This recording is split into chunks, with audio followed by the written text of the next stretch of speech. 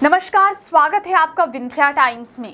Bharatiya Janata party के रीवा से सांसद और प्रत्याशी जनार्दन मिश्रा भारी मतों से विजयी हुए हैं। इसके बाद रीवा कलेक्टर प्रतिभा पाल के द्वारा उन्हें जीत का प्रमाण पत्र दिया गया।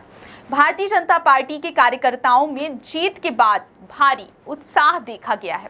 बता दें कि जीत का जश्न मनाते हुए इंजीनियरिंग कॉलेज से सिरमौर चौराहा स्थित भारतीय जनता पार्टी कार्यालय तक रैली निकालकर कार्यालय के पास जश्न मनाया गया, जहां पर भारी संख्या में भारतीय जनता पार्टी के कार्यकर्ता उपस्थित रहे। इसके साथ ही मध्य प्रदेश के डिप्टी सीएम राजेंद्र शुक्ल भी उपस्थित रहे। शुचिता की राजनीति के प्रतीक हमारे सांसद जो इस चुनाव में लोकसभा के प्रत्याशी थे, रिकॉर्ड वोटों से उन्होंने तीसरी बार जीत दर्ज की है।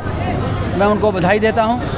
और जनार्दन जी ऐसे शुभंकर सांसद हैं कि जब ये सांसद बनते हैं तो केंद्र में भारतीय जनता पार्टी की सरकार बनती है। तो मोदी जी भी 300 सीटों के साथ एनडीए गठबंधन तीसरी बार सरकार बनाने जा रहा है। उसमें जनार्दन मिश्रा जी अपनी भूमिका निभाएंगे रीवा के प्रतिनिधि के रूप में। ये हम सब के लिए बड़ी प्रसन्नता की बात है।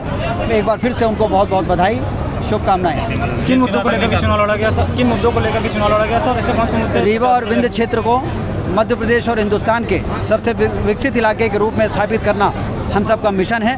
और उसमें जनार्दन मिश्रा जी ने सांसद रहते हुए जो काम किए हैं, उससे हमें अपने इस मिशन को पूरा करने में बड़ी मदद मिली है। मुझे बड़ी खुशी है कि जनता ने इस बात को समझा और उसी प्रकार से तीसरी बार 2 लाख वोटों से चुनाव जिताकर फिर से ये साबित कर दिया कि इस बार की जीत का श्रेय किसको जाता है? इस बार की जीत का श्रेय किसको जाता है? जीत का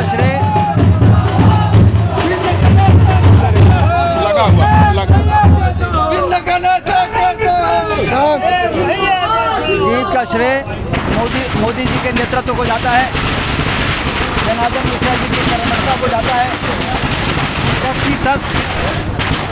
जस की तस रगदीनी चदरिया की शैली पे उन्होंने 10 वर्ष सांसद के गुजारे।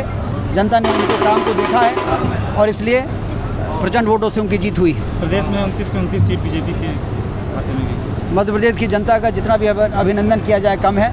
मैं सिर झुका के मध्य प्रदेश की जनता को प्रणाम करता हूँ कि उन्होंने विकास की इस यात्रा को, जो मोदी जी के नेतृत्व में भारत को विश्व गुरु बनाने की दिशा में चल रही है, उसमें पूरे देश में सबसे पहला स्थान मध्य प्रदेश की जनता ने हासिल किया है। 29 में से 29 सीटें मोदी जी की झोली में डालने का काम किया है। मध्य प्रदेश की जनता का जितना भी धन्यवाद करें वो कम है। तीसरी बार जीतने में कौन सा बचा हुआ काम जो करें? तीसरी बार जीतने के बाद कौन सा बचा हुआ काम जो करें? अब आपसे पूछो। तो बता